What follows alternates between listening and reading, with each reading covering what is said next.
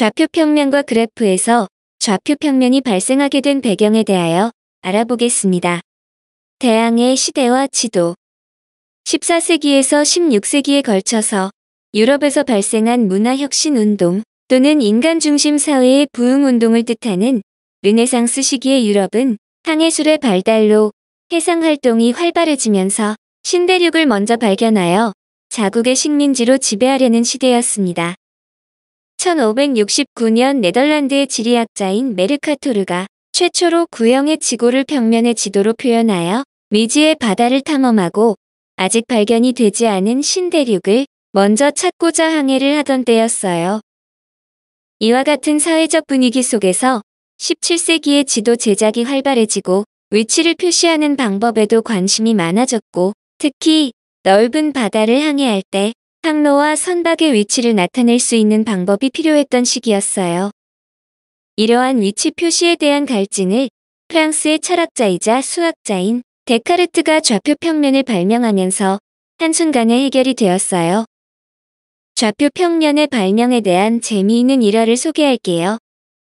1596년 프랑스 투르 지역에서 태어난 데카르트는 어려서부터 몸이 허약해서 아침 늦게까지 누워있을 때가 많았고 이러한 이유로 침대에 누워서 골똘히 생각하고 명상하는 습관을 지니게 돼요. 유럽에서는 신교와 구교 간의 갈등으로 인류사에서도 찾아보기 힘든 잔혹한 30년 전쟁이 발생하여 군대에 입대하게 됩니다. 그러나 전투에 참전하지 않는 보직이어서 후방에서 사색하는 일이 많았고 이때도 평소의 습관대로 누워있다가 우연히 천장에 있는 파리 한 마리를 발견하고 이 파리의 움직임을 관찰하기 시작했어요. 파리가 이리저리 천장을 기어다니고 있고 무료함을 달래기 위해 파리의 이동 경로를 따라 데카르트의 눈도 따라갔어요. 그러던 중 파리의 위치를 쉽게 나타낼 수 있는 방법은 없을까 하고 고민하기 시작했어요. 그러다가 파리의 위치를 표현하기 위해 체스의 판처럼 천장의 벽과 나란하게 가상의 선을 그어 파리의 위치를 나타내게 되었어요. 파리가 조금씩 이동하게 되면 좀 더 촘촘한 격자 모양으로 만들어 벽으로부터 떨어진 거리를 이용하여 파리의 위치를 나타낼 수 있음을 착안하여 좌표 평면을 발명하게 됩니다. 그 당시 데카르트가 좌표 평면을 구상하는 과정을 가상으로 재현해 볼게요. 해야 할 일도 다 마무리를 했으니 이제 사색을 가져야지. 천장에 웬 파리? 그래, 심심한데 파리랑 놀아볼까? 얘가 가만히 있지 않네. 그럼 파리를 위치를 알아볼까? 등을 중심으로 해서 가로선을 그으면 등을 기준으로 위쪽에 있군. 이번엔 등을 중심으로 세로선을 그으면 등을 기준으로 오른쪽에 있네. 파리가 내 구역 중에서 오른쪽 위에 있다고 하면 되겠구만. 어라? 얘가 왼쪽 위로 이동을 하는군. 이번엔 왼쪽 아래로 이동하고 오른쪽 아래로 이동하네. 한시도 가만히 있지 못하는구만. 이번엔 한 구역에서 움직이네. 그렇다면 가로와 세로 줄을 좀 더 세분화해볼까? 아하, 점등을 중심으로 하고 가로와 세로를 축으로 하여 파리의 위치를 나타내면 되겠네. 점등을 중심으로 오른쪽으로 3칸, 위로 2칸에 위치하구나. 움직여도 위치를 나타낼 수 있지. 이번엔 왼쪽으로 2칸, 아래로 1칸 옮겼네. 오케이. 이를 좀 더 체계적으로 나타내 봐야겠구나. 점등을 지나는 가로를 X축이라 하고 점등을 지나는 세로를 Y축이라고 하고 이 점등을 원점이라고 해볼까? 완전 대박인데?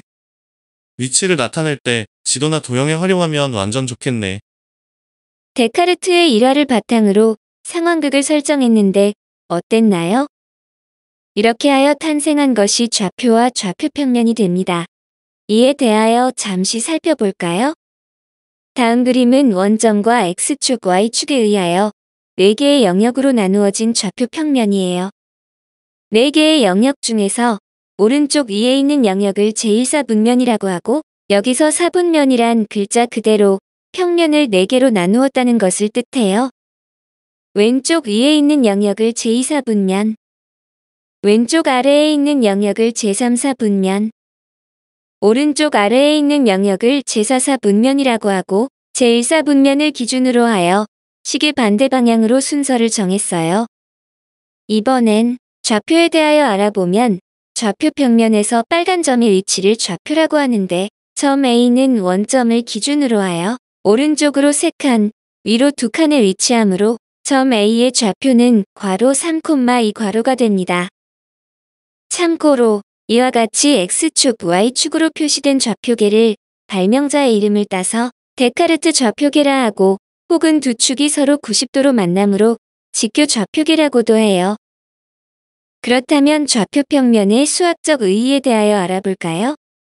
좌표 평면의 등장으로 수학에서 전과 후로 나누어질 정도로 수학에 아주 큰 영향을 끼쳤어요.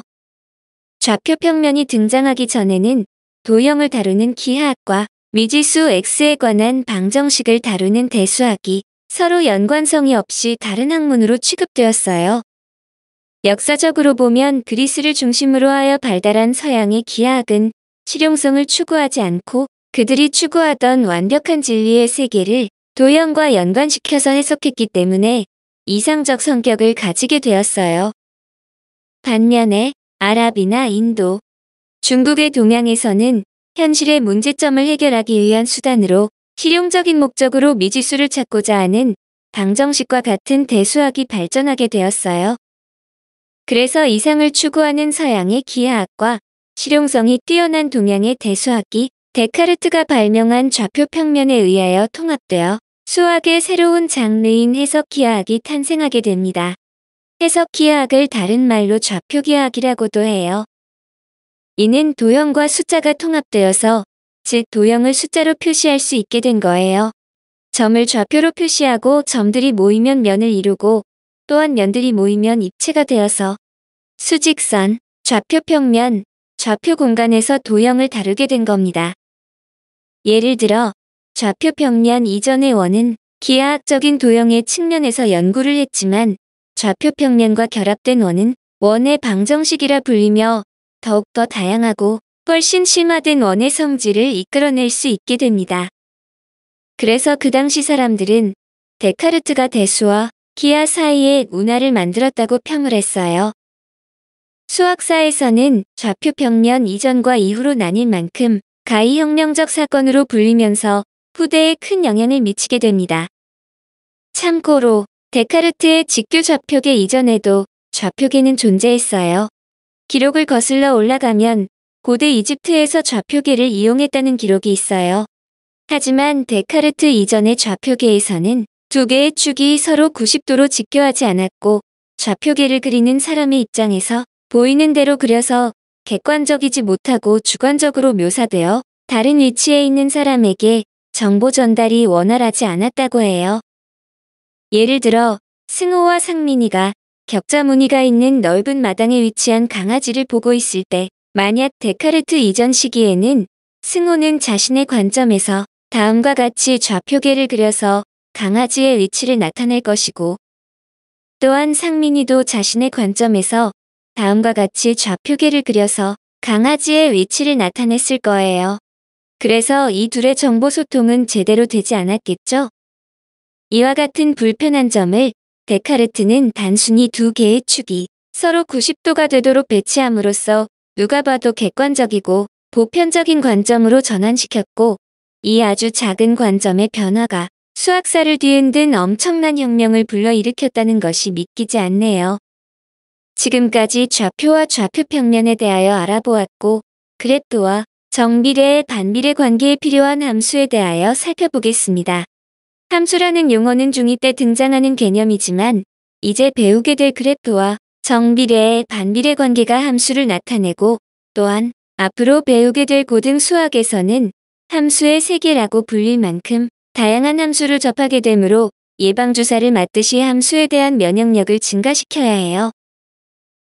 함수를 영어로 펑션이라고 하고 두 변수 x, y에 대하여 x의 값이 정해지면 y의 값이 오직 하나만 정해질 때 y는 x의 함수라 한다. 중2 때 배우게 될 함수의 정의예요. 여기서 중요한 것은 x에 대한 y의 값이 오직 하나만 존재해야지 함수가 된다는 거예요.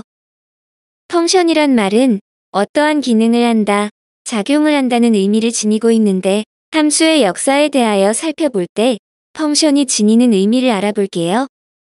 펑션을 우리는 함수라고 번역하여 사용하고 있어요. 한자로는 상자 함자에 샘수를 써서 수를 담은 상자 정도로 비유적인 표현이라고 이해하면 되겠네요. 이는 19세기 청나라 수학자 이설란이 영어 펑션을 중국어로 음역하여 한슈라고 번역을 했어요. 중국어 발음이 비슷하면서 펑션의 의미를 전달하기에도 적당하여 채택이 되었다고 해요.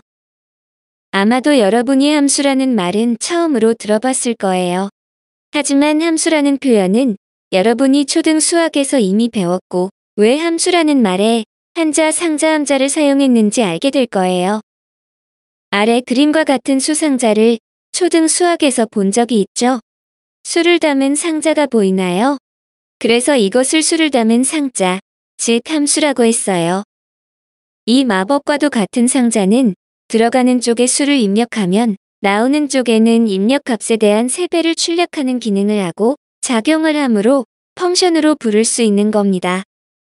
즉, 1을 입력하면 상자는 세배를 하여 3을 출력하고 1을 입력하면 상자는 세배를 하여 6을 출력하고 3을 입력하면 상자는 세배를 하여 9를 출력해요. 이처럼 입력하는 값에 따라 나오는 출력되는 값이 오직 하나로 정해짐으로 함수가 됩니다.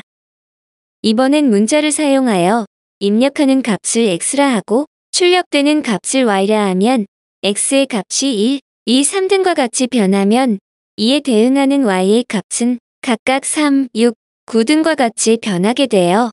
그래서 문자 x, y를 변하는 값이라고 하여 변수라 부르고 상자 안에 곱하는 수인 3은 변하지 않으므로 상수라고 해요. 그래서 두 변수 x, y의 관계식을 구하면 x에 3을 곱하면 y가 되므로 따라서 함수식 y는 3x가 됩니다. 여기서도 입력하는 값인 x에 따라 출력되는 값인 y도 변하므로 모두 변수가 되고 입력되는 값에 곱해진 3은 변하지 않으므로 상수가 됩니다. 그리고 문자 y 대신에 fx를 사용하기도 해요. 여기서 f는 펑션의 첫 머리 글자를 따온 기호로 18세기 스위스의 수학자 오일러가 처음으로 사용했어요. 함수식 y는 3x에서 y 대신에 fx를 사용하여 fx는 3x로 나타낼 수 있어요. 여기서 f는 함수를 의미하고 괄호 x는 문자 x에 대한 식, 즉 문자 x가 들어있는 식을 의미해요. 수학에서 아주 중요한 위치를 차지하는 함수에 대한 역사에 대하여 살펴볼까요? 서양에서 16세기는 근대 과학이 시작하는 태동기라고 할 수 있어요. 이 당시 활약한 과학자로는 코페르니쿠스, 케플러, 갈릴레이 등이 있고 이들은 물체의 운동을 다루면서 자연에서 일어나는 현상을 관찰하여 규칙성을 찾고 이를 통해 변화를 설명하고 예측하는 연구에 몰두하기 시작했어요. 여기서 변화를 설명하고 예측한다는 것은 변화를 다루는 함수의 필요성을 깨우치기 시작한 거예요. 그러다가 17세기에 데카르트가 등장하여 물체의 운동을 설명하기 위한 직교 좌표계를 도입하면서 본격적인 물체의 운동의 연구를 시작하게 돼요. 드디어 17세기 말 독일의 수학자 라이프니츠가 처음으로 함수라는 용어를 사용하게 됩니다. 라이프니츠는 변수 x의 변화에 따라 다른 변수 y가 정해지면 y를 x의 함수라고 정의했어요. 물체의 운동과 같이 변화하는 양에 대한 연구가 수학의 꽃이라고 불리는 미적분학을 발명하게 되는 계기가 되었고 동시대의 영국의 과학자 뉴턴과 함께 미적분학의 시대를 열게 됩니다. 이러한 과정을 통해 고전 역학이라 불리는 과학이 확립되면서 운동하는 물체의 미래를 예측할 수 있게 되었어요. 그 결과 기독교적 세계관에서 합리적인 이성과 관찰을 중요시하는 새로운 세계관으로 바뀌게 됩니다. 이렇게 과학에서 시작한 자연관의 변화는 사회문화 전반에 걸친 세계관의 변화에 지대한 영향을 미치게 되어서 후대의 이 시기를 과학혁명의 시기라고 부르게 됩니다. 이 시기의 함수의 역할은 변화하는 자연현상이나 사회현상 속에 숨어있는 법칙을 연구하는 수단으로 사용되었어요. 또한 이들의 연구 대상인 곡선을 함수와 같은 것으로 생각했어요. 이는 처음으로 함수라는 열매가 맺기 시작하는 단계로 현재 사용하는 함수의 개념에 비하여 어설프고 풋내가 나지만 점점 시간이 지나면서 차츰 잘 익은 열매로 함수가 진화를 할 거예요. 18세기 스위스 수학자 오일러가 함수를 그림과 분리하여 표현할 수 있다고 함수를 좀 더 확장해서 나타내게 되었고, 19세기 독일의 수학자 디리클레는 대응이라는 개념을 사용하여 함수를 표현하기 시작했어요. 비록 식으로 나타내지 못할지라도 곡선으로 표시되는 대응 관계가 있다면 함수가 된다고 했어요. 드디어 20세기가 되면서 독일의 수학자 칸토어의 집합론의 개념을 도입하여 오늘날 사용되는 함수의 정의가 완성됩니다. 두 집합 x, y에 대하여 x의 각 원소에 y의 원소가 오직 하나씩 대응할 때 이 대응을 x에서 y로의 함수라 한다. 이는 앞에서 다룬 중등 수학에서의 함수의 정의와 다른 고등 수학에서 사용될 함수의 정의가 됩니다. 왜냐하면 먼저 집합의 개념을 배워야 하지만 현재의 교과 과정상 집합을 고등 수학에서 다루게 되면서 중등 수학의 함수와 고등 수학의 함수의 정의가 다르게 표현된 겁니다.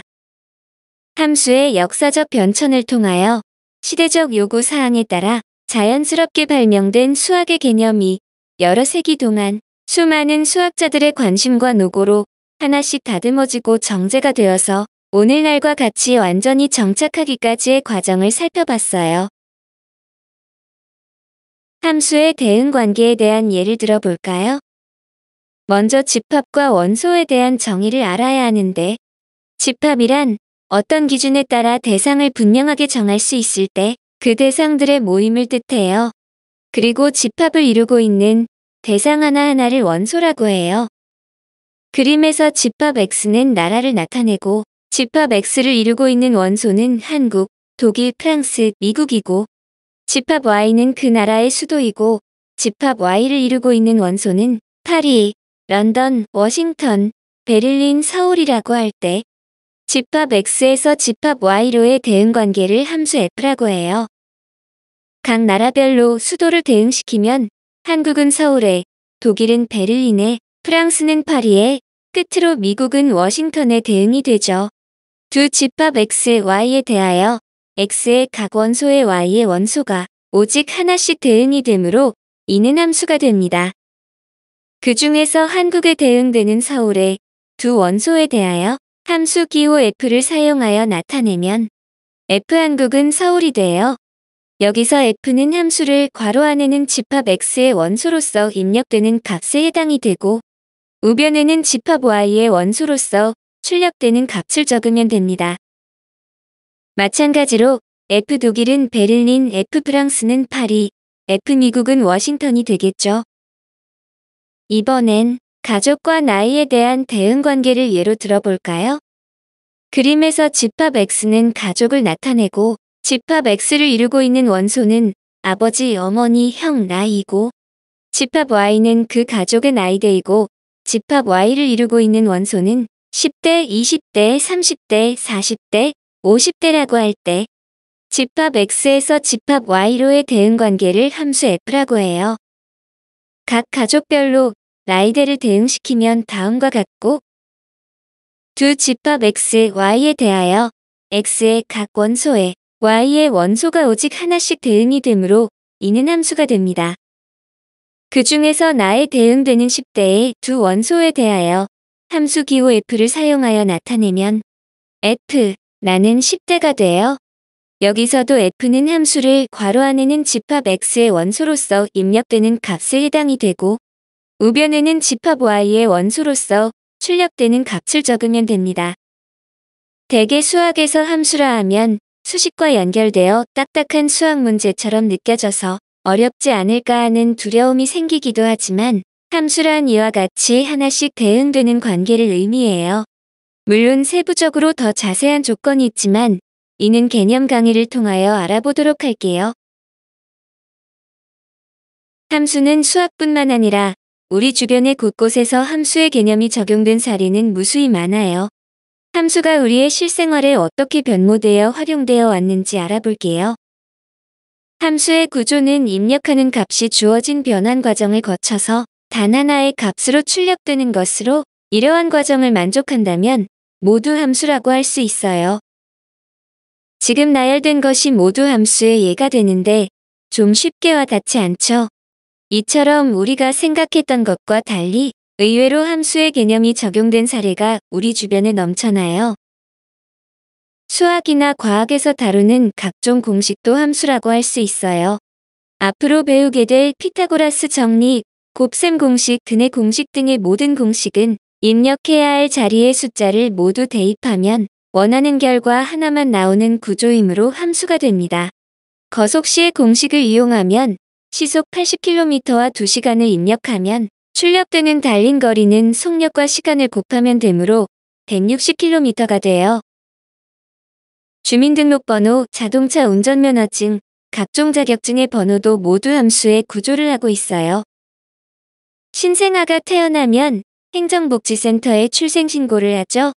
신생아에게는 고유한 주민등록번호가 부여되는데 이 번호는 국민 한 사람당 하나의 번호만 생성되기 때문에 함수의 조건을 만족시키게 됩니다. 그래서 주민등록번호는 고유하기 때문에 타인에게 유출되어 잘못 사용되면 위험하고 곤란한 상황이 발생할 수 있으므로 관리를 잘 해야 해요. 리모컨에 함수가 있다. 리모컨과 함수의 연관성에 대하여 의아해 할 거예요. TV, 에어컨 등의 가전제품에 편리하게 사용되고 있는 리모컨이 함수의 기능을 한다고 해요. 누르는 버튼은 입력 기능이고 누른 버튼의 결과로 입력한 한 가지만 실행되는 출력 기능을 가지므로 함수의 조건을 만족시키게 됩니다. 바깥에서 활동할 때 시원한 음료수를 마실 수 있게 해주는 자동 판매기, 즉 줄여서 자판기라고 하죠. 이 자판기에 담겨져 있는 함수의 원리에 대하여 알아볼까요? 자판기를 작동시키기 위하여 돈을 넣으면 돈의 금액에 해당하는 상품을 고를 수 있는 버튼에 불이 들어오죠.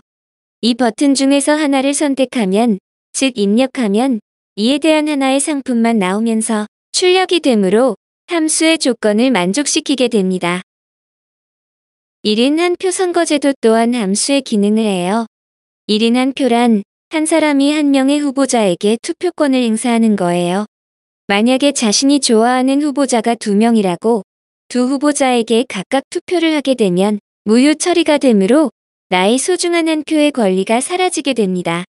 투표하는 개개인은 입력이 되고 각 투표자는 단 한 명의 후보자만을 선택해야 하며 기표 도장으로 1인 1표로 찍힌 투표용지가 출력에 해당되므로 함수의 조건을 만족시키게 됩니다.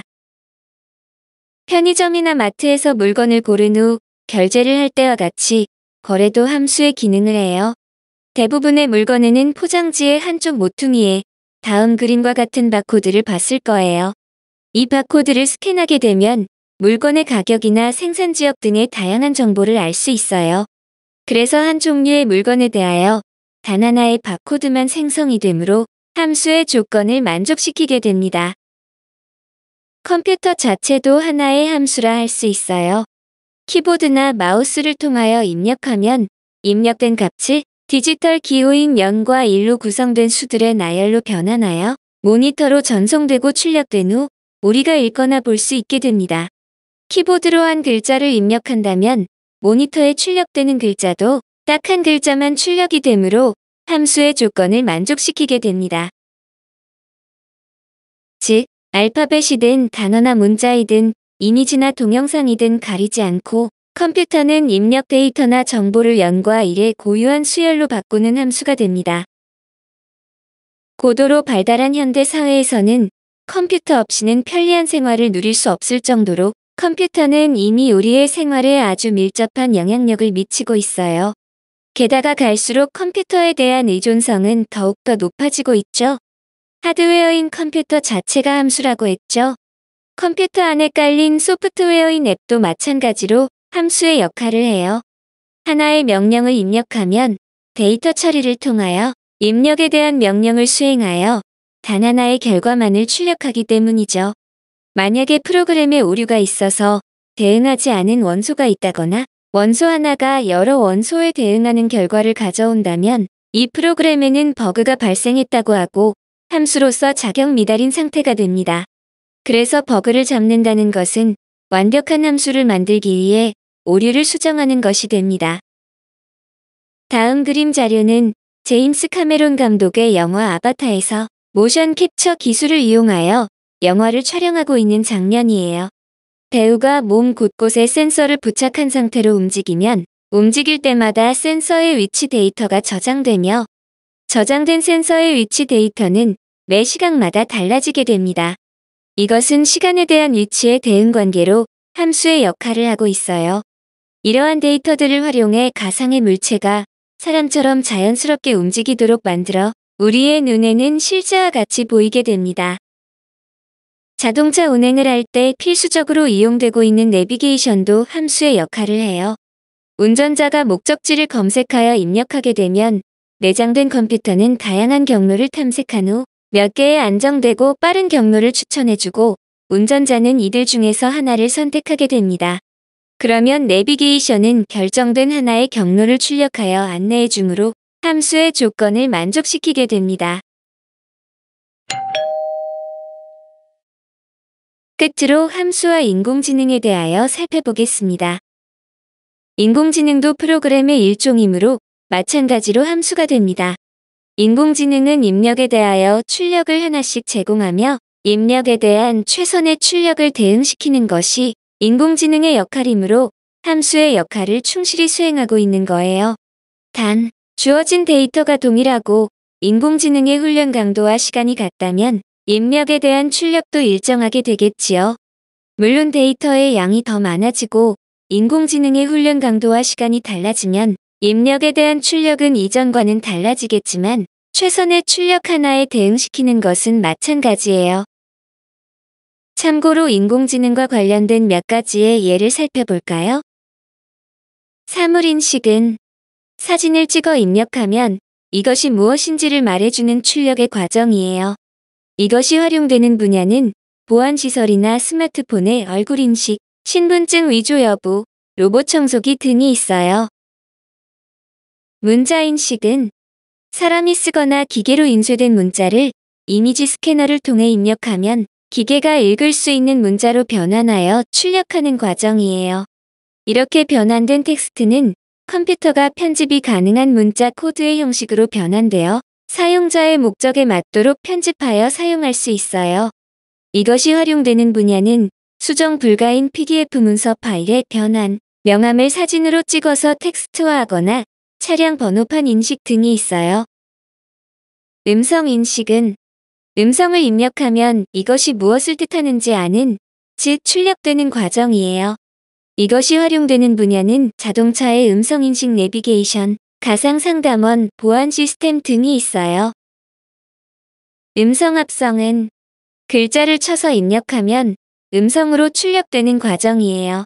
이것이 활용되는 분야는 음성합성이라는 말은 아직은 생소하지만 실은 우리가 눈치를 채지 못했을 뿐 이미 오래전부터 우리 주변에 함께 있었어요. 지하철과 시내버스의 안내방송, 아파트 관리 사무소, 현금을 찾을 때 사용하는 ATM 기계, 각종 ARS 목소리 등 익숙한 목소리들이 사실은 전부 음성합성 기술로 만들어낸 가상의 목소리예요. 번역기는 한국어를 입력하면 외국어로 출력되는 과정이에요. 아마도 여러분들이 한 번쯤은 사용해 봤을 건데요. 대표적으로 구글의 운영체제인 크롬의 자동 번역 기능이 있죠. 자율주행 시스템이란 운전자 또는 승객의 조작 없이 주변 상황과 도로 정보 등을 스스로 인지하고 판단하여 자동차를 운행할 수 있게 하는 자동화 장비, 소프트웨어 및 이와 관련한 일체의 장치를 말해요. 자율주행을 위해 자동차의 IT나 센서 등 첨단 기술을 융합하여 스스로 주변 환경을 인식하여 위험을 판단하고 주행 경로를 계획하여 운전자 또는 승객의 조작 없이 안전한 운행이 가능하도록 한 자동차를 자율주행 자동차라고 해요. 인식 센서에 의해 입력된 정보를 이용하여 자동차 내부의 처리 장치에 의해 직진이나 코너를 돌 수 있고 멈추기도 하는 등 이와 같은 출력 과정이 포함되어 있어요. 챗봇이라는 단어는 채팅과 로봇의 합성어로 채팅을 하는 로봇이라는 뜻을 지니고 있으며 대화형 인공지능의 한 종류로서 흔히 메신저에서 유저와 소통하는 인공지능 프로그램을 말합니다. 음성이나 문자를 통해 특정한 작업을 수행하도록 제작된 거예요. 단순히 정해진 규칙에 맞춰서 메시지를 입력하면 물음의 답을 출력하는 단순한 챗봇에서부터 상대방의 물음을 분석하여 인공지능에 가까운 답을 내놓는 챗봇까지 다양한 챗봇들이 존재하지요. 챗봇의 장점으로는 자연스러운 대화를 통해 서비스를 제공하는 효율성과 사람은 여러 명을 대상으로 상담을 할 수 없지만 챗봇은 여러 명과 동시에 상담할 수 있는 확장성과 상담 직원의 인건비에 비해 훨씬 저렴한 가격으로 운영되는 비용적인 측면이 있어서 기업이나 공공기관에서 많이 활용되고 있어요.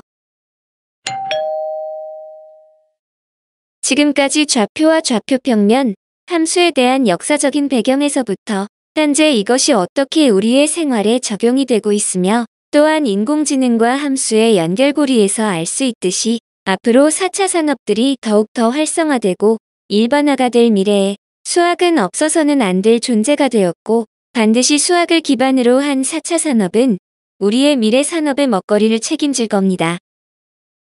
인류가 고대 사회부터 수학을 이용하여 그 시대의 문제점을 해결해 왔듯이 마찬가지로 미래 사회에서도 수학이 담당한 역할은 더욱더 커질 수밖에 없습니다. 이러한 시대적 요구사항에 발맞춰 우리가 지금 배우는 수학도 단순히 시험 문제를 풀기 위한 수학이 아니라 현재 우리 사회에서 발생한 어려운 점들을 해결하기 위한 수학으로의 교육 방향을 점검해봐야 할 시점이 아닐까 생각을 해봅니다.